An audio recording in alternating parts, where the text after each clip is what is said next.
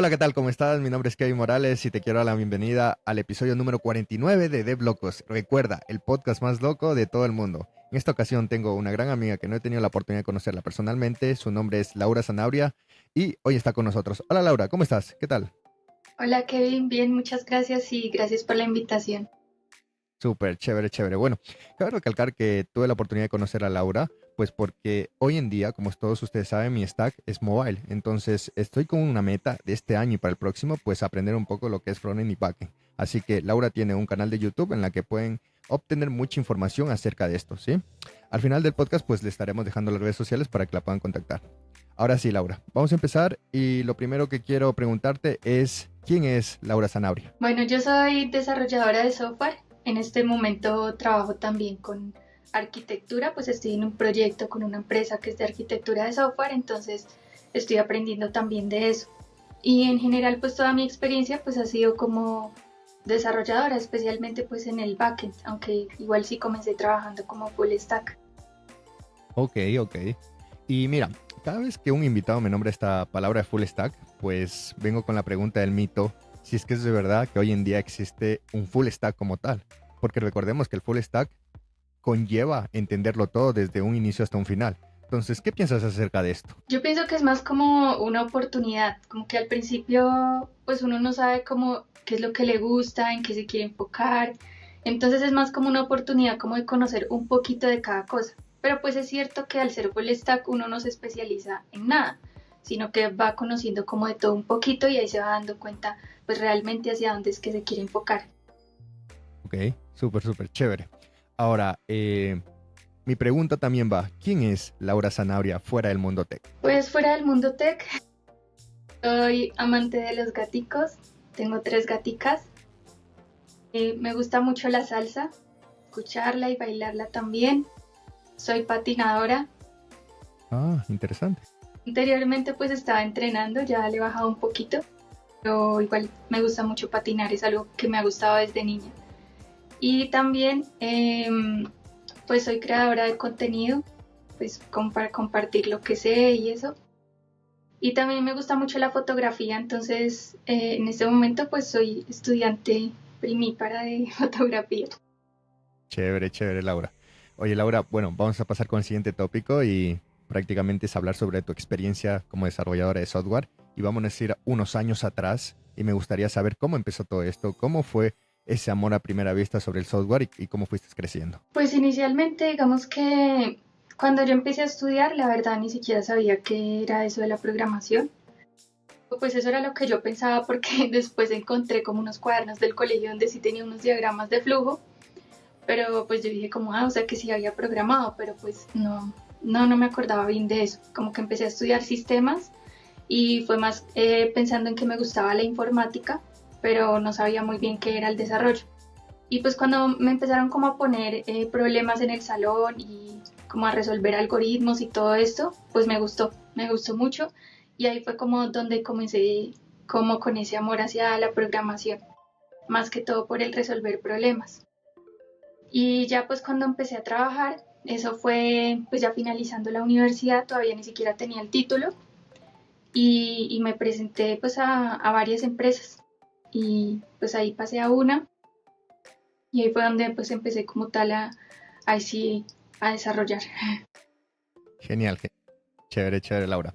Oye, Laura, hablando justo de los inicios de programación, ¿crees que hoy, en 2025, es una buena era para empezar a programar y entender todo lo que es el mundo del software? Sí, yo creo que sí, incluso hoy en día mucho más y como que ya muchas más personas, o sea, se están uniendo como a esto de la programación.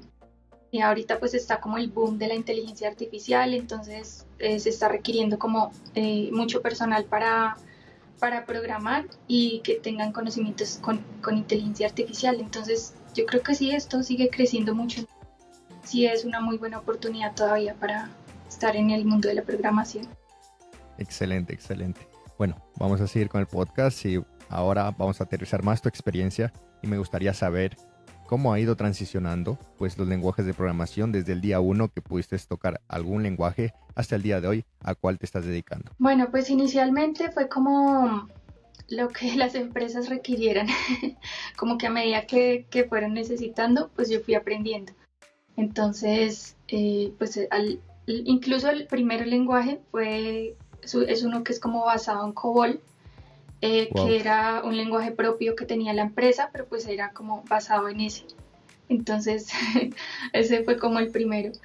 Y ya de ahí en adelante, pues sí, ya seguí como con Node.js, Java, pues un poquito de Java, también JavaScript, mucho JavaScript. Ah, bueno, perdón, sí, Node.js no es un lenguaje de programación, me equivoqué, es JavaScript. JavaScript es el lenguaje de programación.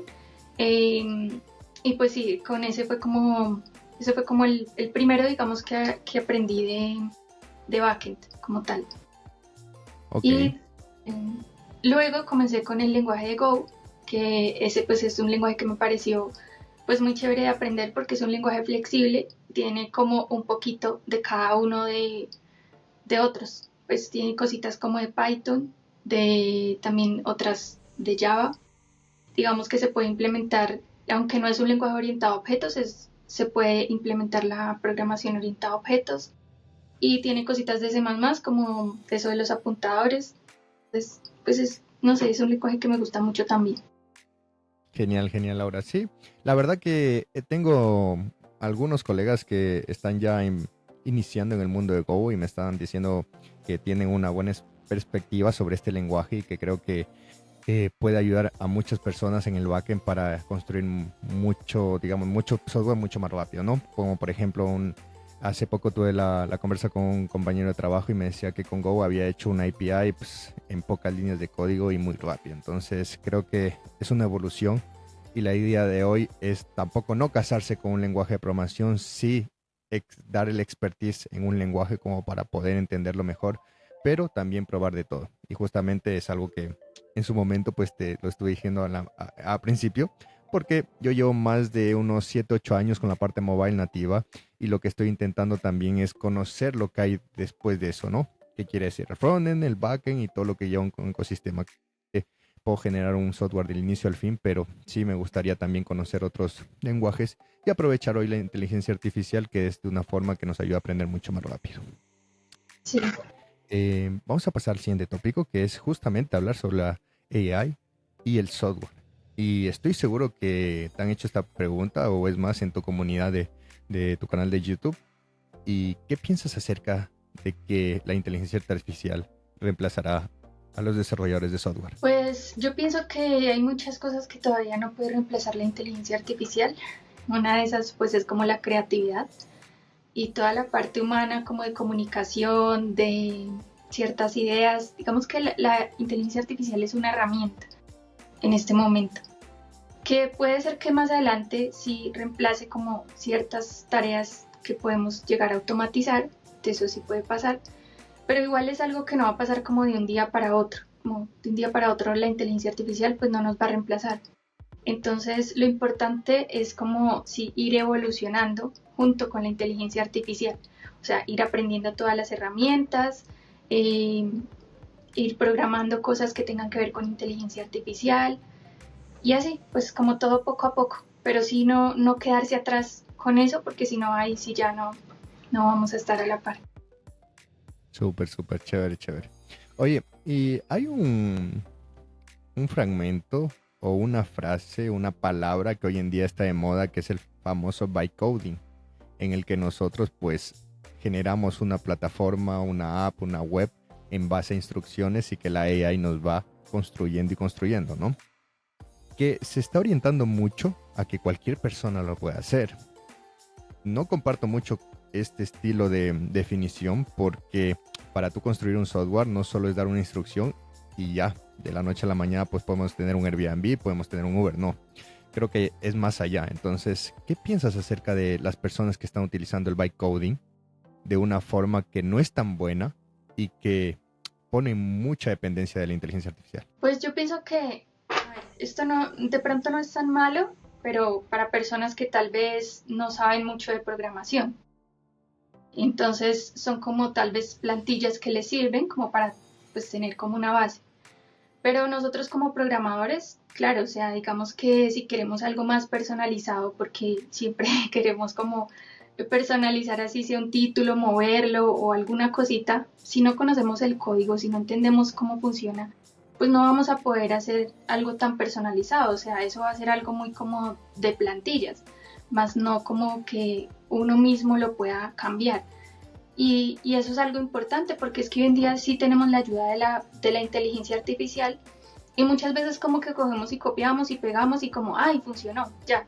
Y no nos importa como, pero ¿qué está haciendo? O sea, como que sí falta un poco más de esa parte como de pensar, no sé cómo se diga, pero sí como de ser más curiosos. Es más de eso, como la curiosidad, como no que ya nos den todo hecho, sino bueno, pues sí, o sea, esto me ayuda, pero ¿cómo funciona? O sea, eh, cómo lo puedo cambiar, cómo lo puedo personalizar, como que aprender un poco más a fondo. Súper, súper. Y mira, hablando de esto, me gustaría también saber tu perspectiva, tu opinión acerca de estas grandes empresas que están sacando productos o servicios en los que se están enfatizando en literalmente que promocionan en escribir una instrucción y poder crear una plataforma de software.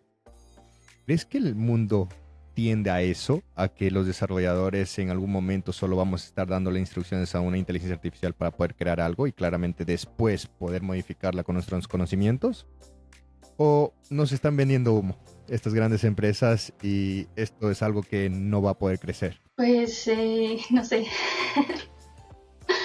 es posible que sí vayamos hacia allá, pero es que pues nosotros mismos somos, o sea, nosotros mismos los desarrolladores y los humanos, somos quienes estamos haciendo esas creaciones. O sea, igual si vamos hacia allá, pues somos nosotros mismos quienes estamos nutriendo la inteligencia artificial. Entonces no es como que se vaya a poder reemplazar así como tan rápido. Pero en este momento yo siento, pero no sé si soy ignorante, yo siento que no es como que algo que ya esté pasando, que ya se, pues como dices tú, o sea, los sistemas no están conformados solamente como por unas paginitas ahí de código, sino que son una estructura muy grande que contiene muchas cosas, o sea, contienen testing, tienen pues obviamente el código para que funcione, pero tiene muchas cosas más detrás, o sea, toda la parte de negocio, de mirar cuáles son, qué es lo que el cliente necesita, o sea, tendría que ser un prompt demasiado específico y súper largo como que tenga justo todo lo que uno necesita. Pues la verdad no creo que en este momento que eso suceda. No, sí, totalmente. Es el contexto que uno le puede dar a la inteligencia artificial, pero ni aún así creo yo que podemos generar pues una plataforma como una Big Tech hoy en día, ¿no? Y de igual Ujú. forma, pues los IDs están evolucionando y lo que pasa es que poco a poco, pues ellos están siendo un poco más intrusivos en tu código y están entendiendo lo que es en general el contexto general, que bueno, está bien, pero al final cabe recalcar que tenemos que tener un conocimiento como para poder tener un criterio y poder modificar cierto código, cierta línea, etcétera, a futuro, ¿no? No todo lo va a hacer la inteligencia artificial. Sí, Ahora, yo creo que es como un apoyo, como que son herramientas que sí ayudan mucho pues a hacer más eficiente el trabajo, que se haga más rápido, pero son como partecitas, o sea, como que no es como tal todo el sistema completo, sino más bien son como pequeñas partes que sí nos ayudan pues como tal a crear ese sistema grande. súper, súper, súper, Laura. Ahora sí, vamos a dar la vuelta a la pregunta y me gustaría saber qué piensas de estas empresas que no se actualicen con la AI en el futuro. No, pues yo he escuchado que, o sea, que las empresas normalmente, depende, si logran como adaptarse a la evolución del mercado, sí logran quedarse muchos años, pero que si no, pues fracasan. Y en ese momento, pues la inteligencia artificial es algo, pues es un punto clave, o sea, incluso las mismas personas que se presentan a las empresas, o por lo menos en mi caso, yo siempre busco que sean empresas que a medida que yo voy creciendo, pues tengan buenas prácticas de programación, usen ciertas herramientas. Entonces, si ni siquiera los mismos empleados se van a interesar como por ese tipo de empresas, pues ellos van a quebrar. Claro, claro. Totalmente de acuerdo con todo lo que dices, Lau. Y bueno, hoy en día también para aclarar y resumir un poco el tema de la AI, pues es una herramienta, ¿sí? en algún momento con algún invitado pues lo hablamos y me hacía una analogía de que, por ejemplo, podemos tener a un carpintero que venga, no sé, a colgar un cuadro y necesite clavar un clavo. Eh, ¿Con qué lo va a hacer? Necesita su herramienta, ¿no? Entonces para eso tiene su martillo. Es como que si no lo hacemos con AI, vamos a tardar más y la AI es una herramienta que nos ayuda a ahorrar tiempo. Y creo que todos los desarrolladores, incluido yo, pues lo utilizamos día a día para agilizar todos nuestros tickets, nuestro día a día, problemas cotidianos, etcétera, etcétera. Entonces, si podemos aprovechar esto hoy en día para también generar muchos más productos, pues bienvenido sea. Lo que sí es que, como tú lo dijiste al principio, dudo que nos vaya a reemplazar.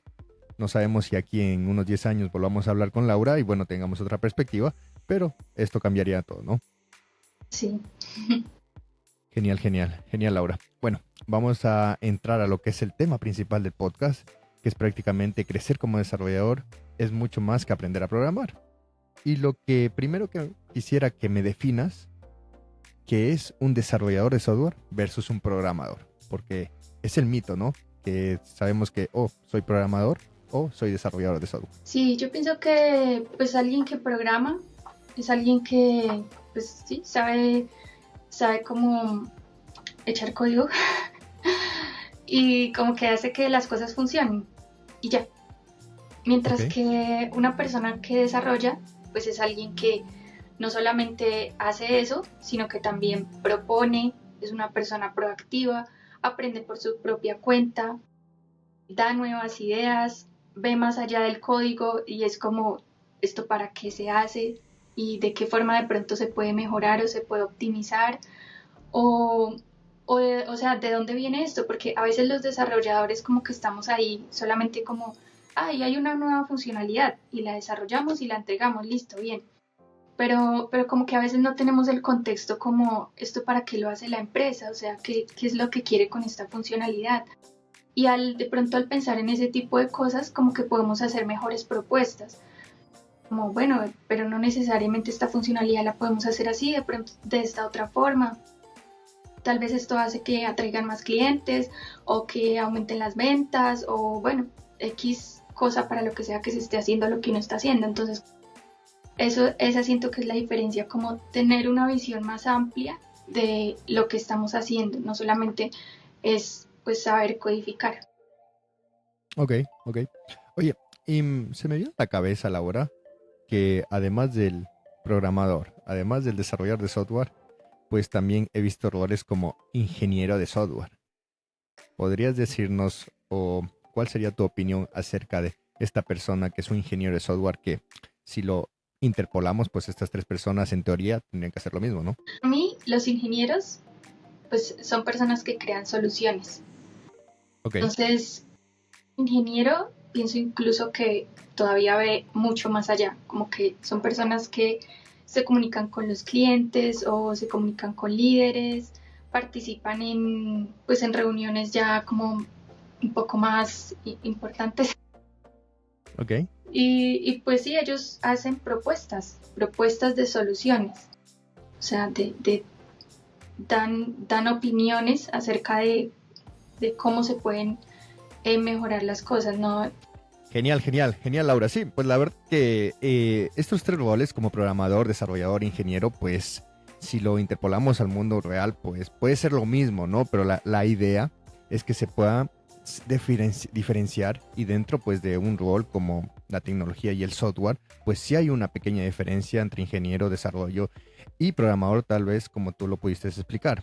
Ahora, vamos a continuar con el siguiente tópico del tema principal, y es saber los fundamentos para poder crecer, ¿sí? Te cuento un poco de mi experiencia. Yo estudié lo que es la carrera de Ingeniería Electrónica en Automatización y Control, y la verdad que en algunos podcasts, pues ya lo he dicho, la carrera de programación nunca me llamó mucho la atención, y una de las primeras materias que no pude pasar fue Programación uno o Fundamentos de Programación, no recuerdo igual, pero con el lenguaje de programación C. Tú te puedes imaginar a mí llegando a la universidad, nunca sabía, no sabía ni qué era programar, la definición de programar no estaba en mi vida, y que de una a otra me den la materia de C, pues fue un poco complicado, que creo que hasta un momento tal vez de odiarla, sí, la programación. Después en el segundo semestre me dieron Java con NetBeans Y también tengo ahí pues una anécdota que tuve que hacer algo diferente como para pasar la materia, pero de ahí me olvidé y dije, ni más. Pasaron unos años y ahí pues pude conocer toda la parte mobile e interesarme por las aplicaciones móviles, después con el lenguaje Swift. Conocí en su momento también Objective-C, Java para Android y bueno, lo demás es historia, pero desde ahí empezó mi camino. Ahora, todo esto, yo siento que en mi caso es mucho ingeniería inversa. ¿Por qué te digo esto? Porque estudié mucho lo que es electrónica y en electrónica la parte es mucho más hardware, ¿sí? No tanto software. Entonces, cuando yo empecé a trabajar, cuando empecé ya a hacer mis proyectos personales, todo, pues yo lo hacía como tal. Como por ejemplo, una programación orientada a objetos, herencia, poliformismo, todo esto lo hacía sin saber lo que era. Es decir, si tú me decías, ¿qué es herencia? Yo tal vez en ese momento te decía, no lo sé, pero lo estaba utilizando para extender una clase y poder utilizarla como método, etcétera, etcétera, ¿no? Pero fue porque aprendí, sí, viendo videos, tutoriales, leyendo artículos y fue una forma autodidacta. Entonces, en mi caso, pues te puedo decir que sí me costó aprender mucho lo que es el mundo del software con los fundamentos. Entiendo que para otras personas, pues también es muy importante aprender fundamentos para entender cómo funciona el software después, ¿no? Entonces, ¿qué piensas acerca de esto sobre los fundamentos de programación y qué consejo le darías a esas personas que tal vez, ok, de la noche a la mañana se ilusionan y dicen, bueno, voy a hacer una aplicación móvil, voy a hacer una página web, pero no, o sea, si tú quieres hacerla, tal vez hoy en día es mucho más fácil conjuntamente con lo que hablamos con la generación AI, pero ¿qué consejo le darías a esas personas para que entiendan primero, estudien primero los fundamentos y de ahí sí, para adelante? Sí, bueno, eso depende como de la situación de cada persona, pienso yo. Eh, Porque pues igual me siento un poco identificada contigo porque yo aprendí en C++. Ok, De mis primeras materias fueron en C++. O sea, y programación orientada a objetos me la enseñaron también en C++, con apuntadores y todo eso. Y siento que pues era difícil. Entonces ya luego de aprender C++ aprendí Java y ya amé Java porque me pareció mucho más fácil que C++. Entonces, pero sí pienso que si una persona está aprendiendo en este momento, pues sería bueno que empezara con lenguajes más sencillos. Sino ok, que yo entiendo que a veces en las universidades pues como que es lo que toque, en lo que le enseñen a uno. Pero pues paralelamente por cuenta propia uno puede ir aprendiendo en otro lenguaje más sencillo. Digamos, a mí los lenguajes más sencillos que me parecen para aprender son Python y JavaScript. JavaScript, si uno quiere como empezar a ver ya cositas como tú dices de HTML, empezar a crear su primer hola mundo en la web. Y Python, pues sí es el lenguaje, siento que es el lenguaje más sencillo para aprender, no tiene tanta cosa, solamente en un mismito archivo ya uno puede, con un print hola mundo, ya puede ver su primer resultado. Entonces, estos lenguajes pues siento que ayudan mucho a que uno no se frustre y a que uno le coja amor a la programación. Y además que al no centrarse tanto como en esa parte sintáctica, pues se puede centrar, es como dices tú, en los conceptos, en esos fundamentos que son súper importantes. Porque logrando entender toda esa parte básica, pues ya más adelante ya uno puede aprender el lenguaje que sea, o sea, ya eso ya no va a importar porque ya ahí sí se puede centrar en la sintaxis, en que bueno, cómo funciona esto mismo, pero en este otro lenguaje. exacto. Entonces así es, ese sería como mi consejo, como tratar de empezar pues por los lenguajes más sencillos del momento y aprender todos esos fundamentos, pero súper bien. Y la parte de programación orientada a objetos, yo seguiría recomendando Java. Siento que es el mejor lenguaje para aprender eso. Pero sí, pues si uno no entiende, como que sí es mejor preguntar o buscar tutoriales.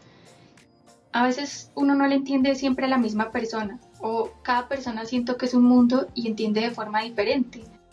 Entonces, pues a mí me gusta enseñar mucho, pero puede que todo el mundo no me entienda a mí. Entonces busquen otra persona, busquen otro tutorial. Sí, como que se trata de eso. Y yo soy alguien así, yo empiezo a escuchar un video, un tutorial, y si de pronto no me gusta la voz o me parece como aburrido, como que yo digo no, y empiezo a buscar otro y otro y otro y así hasta que encuentro alguna persona que digo como, uff, explica súper bien. Y puede que para mí explique súper bien, puede que para otra persona no. Entonces, pero se trata es como de eso, de tratar de entender, de buscar y de finalmente como que tener claros esos conceptos. Claro, al final los fundamentos es algo muy, muy importante y me gustó algo que tú dijiste, que es aprenderlos y lo demás es pues cambiar de idioma y es algo que también he hablado con muchas personas y reitero con este consejo de decirles, mire, aprendan lo que es la lógica de programación, lo que son los fundamentos, porque una vez que ustedes saben programar, una vez que se sienten códigos tratando de solucionar problemas con código literal, o sea, escribiendo, pues aprender un lenguaje es como aprender un idioma, es cuestión de tiempo, es cuestión de práctica. Entonces, si tenemos las bases, es muy fácil ir iterando entre diferentes tecnologías o diferentes lenguajes de programación. Sí, y ahora que lo mencionas, eso de práctica es algo muy importante, porque sí, pueden haber muchos tutoriales y uno puede ver a otra persona haciendo algo y eso se ve súper bien y en la mente funciona súper bien, o sea, uno lo ve que le funciona en la mente y en todas partes, pero cuando ya se pone a practicar, cuando ya se pone a hacerlo, ahí es donde realmente se da cuenta si sí está aprendiendo o no, o sea, ahí es donde realmente va a aprender. Y yo, por lo menos en la universidad, pues yo daba asesorías de programación y llegaban con errores muy, digamos que bobos, pero pues es normal porque cuando uno está aprendiendo uno comete errores muy así, muy sencillos. Ah, digamos en C++, en mi caso, yo me equivocaba con que me faltaba un punto y coma, cerrar alguna llave, cosas así muy sencillas. Normal. Sí, y en Python, pues bueno, ya no están las llaves, pero entonces está la indentación, entonces a veces estaba, era como un espacio en vez de una tabulación, y por esas cositas pequeñitas uno se equivocaba. O que por ejemplo en un ciclo puso, en vez de I++, puso J++, algo así.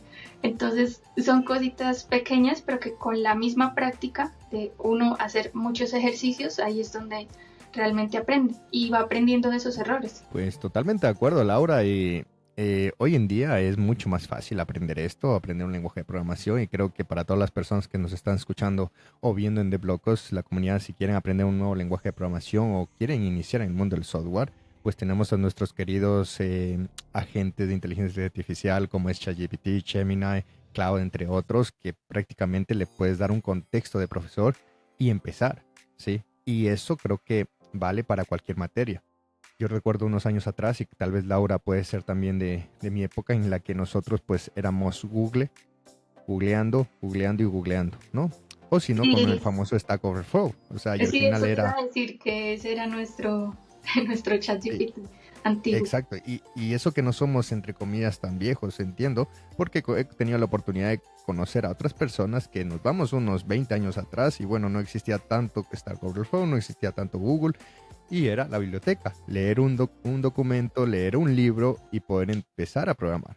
Entonces, creo que las barreras pues se están abriendo poco a poco hoy en la actualidad y para aprender a programar creo que están al alcance de cualquier persona, ¿no? Sí, claro. Ahí ya es donde entra pues la cuestión de que hay demasiada información en internet y que ya no se sabe cómo por dónde empezar o con qué seguir. Sí, eso es otra, ¿no? El tema de mucha información y a veces abrumar a una persona y hoy en día pues, como te lo comenté hace unos minutos, mi carrera fue por curiosidad, ¿no? Empecé a programar y a conocer esto por curiosidad. No fue porque dije, ok, voy a empezar a programar el mundo del software, porque, ¿por dónde empiezo? No. En aquel entonces, pues, tuve la oportunidad de que mis papás me compraron un iPod en el que veía las aplicaciones y siempre me preguntaba, ¿cómo se hace esto? ¿Cómo se hace? Entonces, esa curiosidad, pues, eh, me mandó a descubrir, pues, el lenguaje de Apple en ese entonces, Objective-C, Swift, y poder poco a poco empezar a crear alguna aplicación bien básica, ¿no?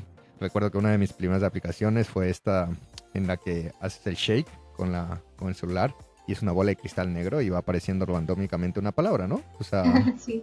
y me acuerdo que hice eso hoy en día, pues muy, muy, muy, muy fácil para mí, o sea, por el conocimiento que he podido adquirir. Pero recuerdo que en ese momento, pues hice unas líneas de código, hice un archivo, o sea, hice muchas cosas para hacer esa pequeña aplicación y a mis padres, a mi familia les presentaba y les decía, a ver, ¿qué quieres que te diga la bola negra? Y les hacía así, y tal, y aparecía algo randómicamente, una frase que yo había puesto, ¿no? Todo local.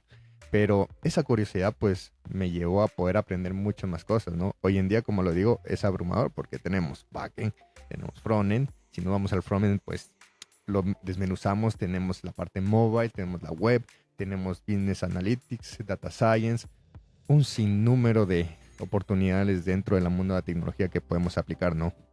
Entonces creería que podemos empezar con fundamentos, como bien lo estuvimos hablando, con fundamentos y a partir de ahí, pues ir iterando. Porque creo que también al principio se tiene que probar todo, ¿no? Al principio es probar web, probar backend, y creo que tú lo comentaste, y es algo que te lleva a decidir si te gusta o no también, ¿no? Sí, exacto.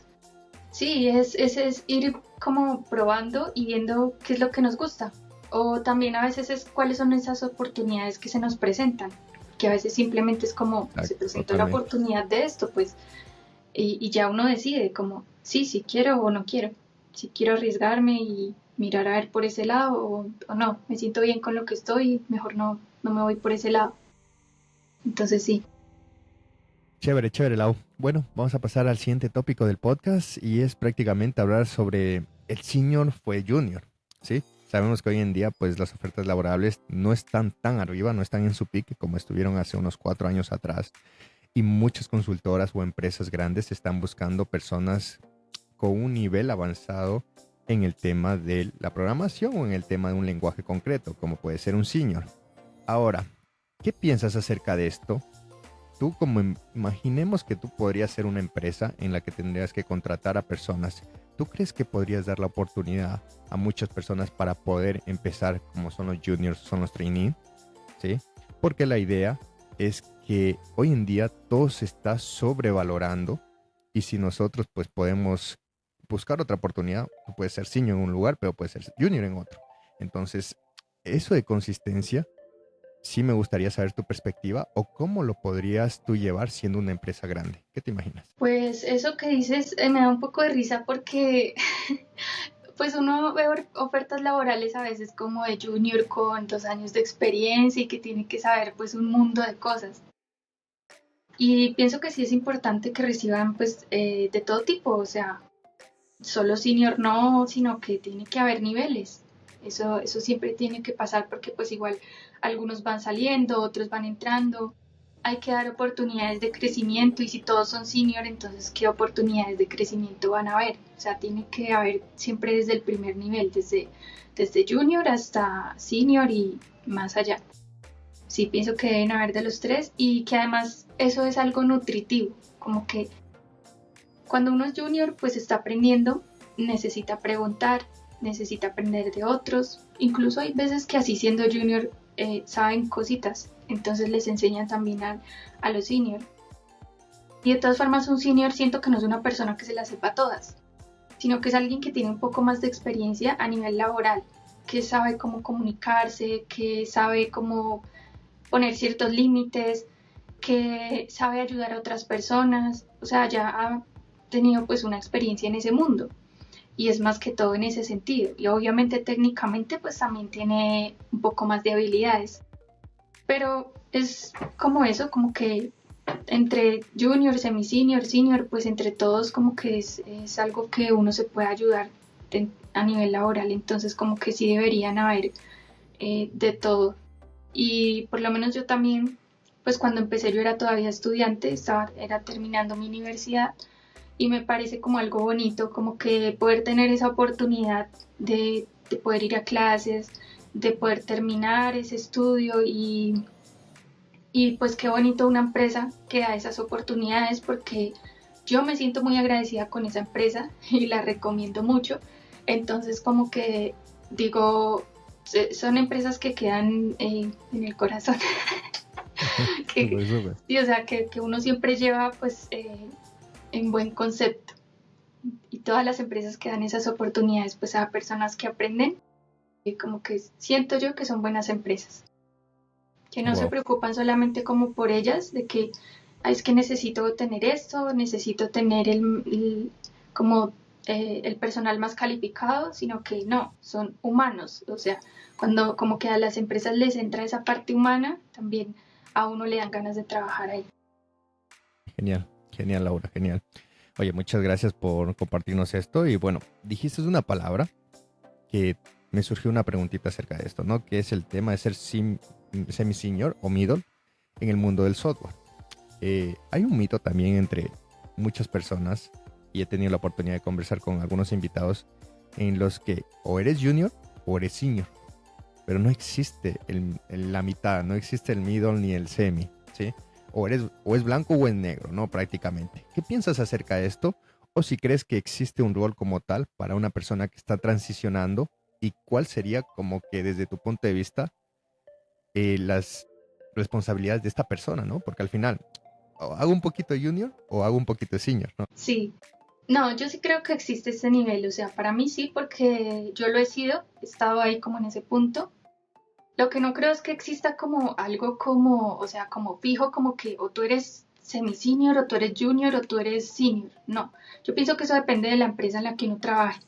O sea, hay empresas en las que yo he sido senior y sí me he sentido senior, pero hay otras empresas en las que yo he sido semi-senior y digo, sí, es verdad, todavía me falta mucho para llegar a senior. Entonces, depende de la empresa en la que uno trabaje, pues es una cosa o es otra, como que no es que sea algo como a nivel global que eso esté definido, pues no me parece. Y junior, pues sí pienso que junior es cuando uno recién está aprendiendo, cuando tiene pues poquita experiencia y no sabe mucho, entonces sí, pero así como que sea junior o senior, pues no me parece.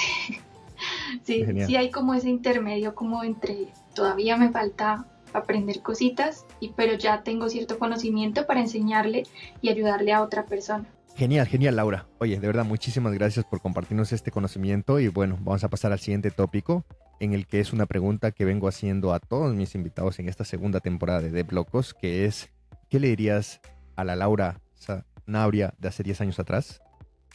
Pues yo le diría que que siga adelante, que sin importar pues todo lo que se vaya presentando, pues siga con, con sus objetivos, que eso es lo importante. Las oportunidades se mostrarán, las puertas se abrirán, todo se irá dando en su debido momento, entonces como que pues no hay de qué preocuparse, simplemente seguir adelante, eso sí, no rendirse. Qué genial, genial, Laura. Bueno, vamos a continuar con uno de los penúltimos tópicos del podcast, que son las preguntas sorpresas de Deblocos. Son 5 preguntas y bueno, ahí va la primera. ¿Recuerdas cuál fue tu primer pago como desarrolladora de software y qué hiciste con él? No. Bueno, pues sí, no recuerdo qué hice con él. Yo creo que estaba como comprando mis propias cosas. Tal vez compré mi nevera, no sé. Ok. Estaba ahorrando, me parece que estaba ahorrando. No fue como que de tacazo con el primer sueldo pudiera como hacer ciertas compras, pero sí estaba como ahorrando para empezar a comprar mis cosas. Porque pues yo vivía en otra ciudad, entonces ya estaba pues empezando a ser independiente. Genial, genial. Chévere, chévere, Laura. La siguiente, ¿alguna vez has tenido un error tan grande que te hizo reconsiderar tu carrera como desarrolladora de software? Sí, pues no fue como tal un error, sino que fue como la frustración. Y llegó un punto donde yo me frustré, yo empecé haciendo una tecnología en sistemas, terminé materias, pero como que me sentí muy frustrada y dije, yo ya no quiero saber nada de esto no es lo mío, yo debía haber pues estudiado otra cosa.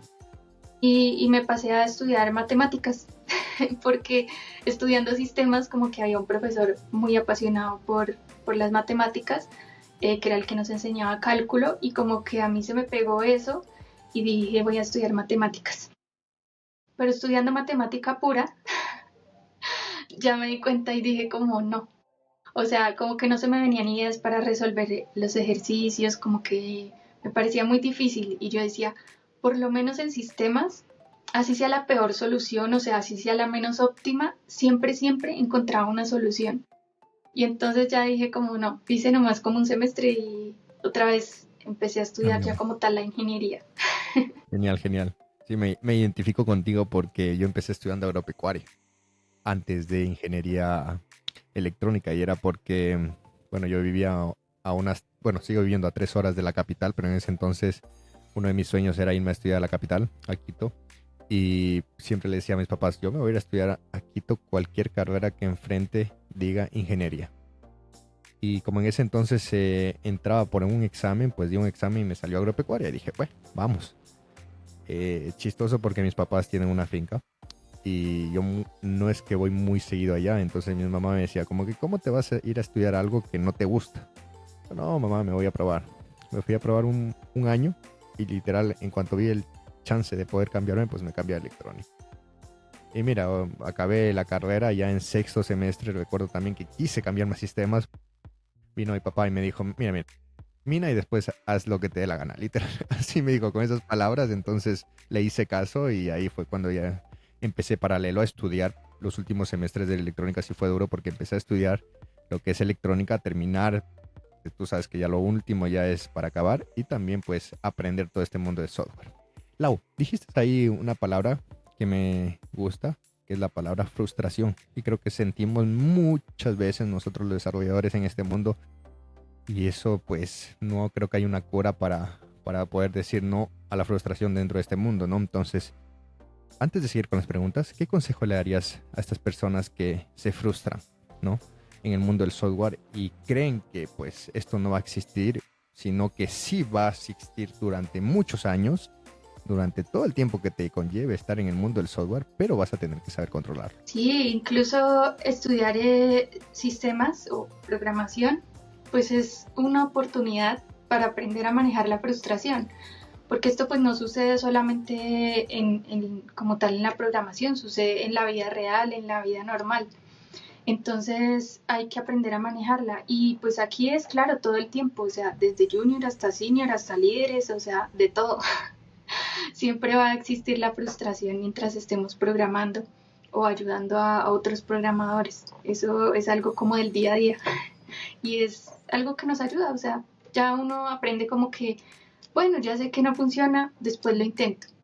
Uno aprende como las formas, como bueno, cada persona supongo tendrá sus formas, pero a veces es como hay que dejar descansar la mente. A veces solo es eso, como dejar descansar la mente, irse a dormir. Yo a veces me he soñado con soluciones, como que me despierto, las escribo rápido y luego sigo durmiendo. Creo que eso es común de todos. Sí, entonces pienso que es eso, o sea, como que más bien aprender cuál es nuestra forma de enfrentar esa frustración. Súper, súper. Chévere, chévere, Lau.